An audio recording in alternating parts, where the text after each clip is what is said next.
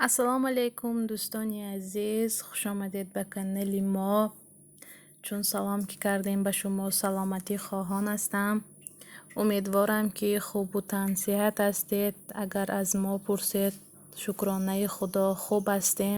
ولاگ امروزمان سر میکنیم. انا این خیل بلینچیک تیار کردم. همه شما این خمیر بلینچیک را میدانید.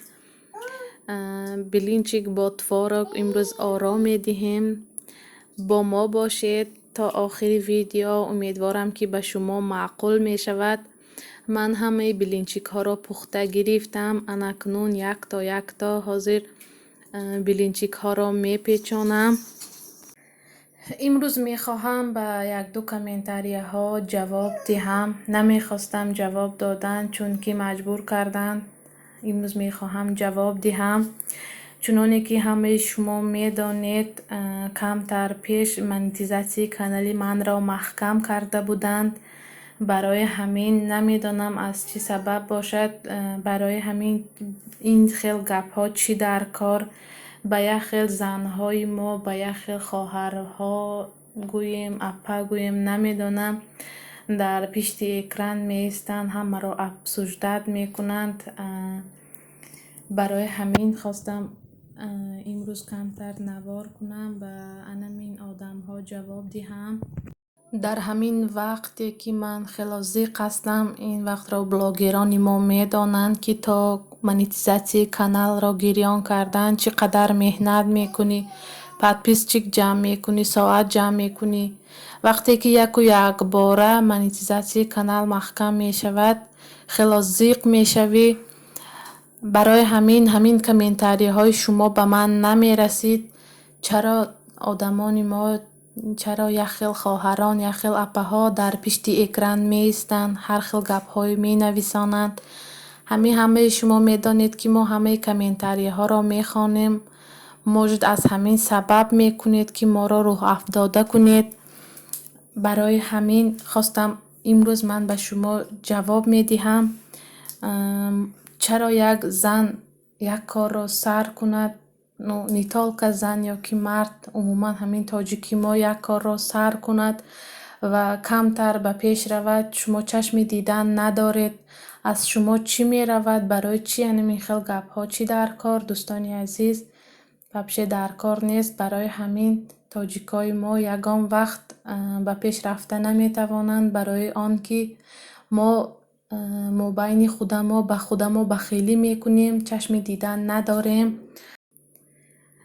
نمیدانم چی بگم. حاضر این گپ های من به همه دخل ندارد و آدم خودش میداند که من کی را در نظر دارم. التماس از من خفه نشوید پادپیسچکان کانال من. این آدم وبشه به کانال من پادپیسات کردگی هم نیست. این آدم نیتال که به کانال من، یعنی که کامنتاری، نمی خیل کامنتاری نویستگی. من یک چند کانال ها را دیدم که انمین آدم شخصا انمی آدم به آنها هم انمی خیل گپ ها را زدگی و آدم هم به همی ها جواب دادگی.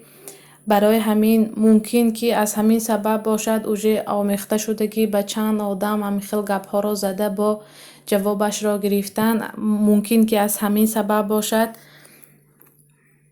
من نمی خواهم این کامنتاری آدم را حاضر در روی اکران مانم، چون که این کانال من کمتر پرابلم شدگی. برای همین من کامنتاریش را دلیت کردم. حاضر من همون کامنتاری را نویسته گرفتم. حاضر من به شما می خوانم که چی نویساندگی.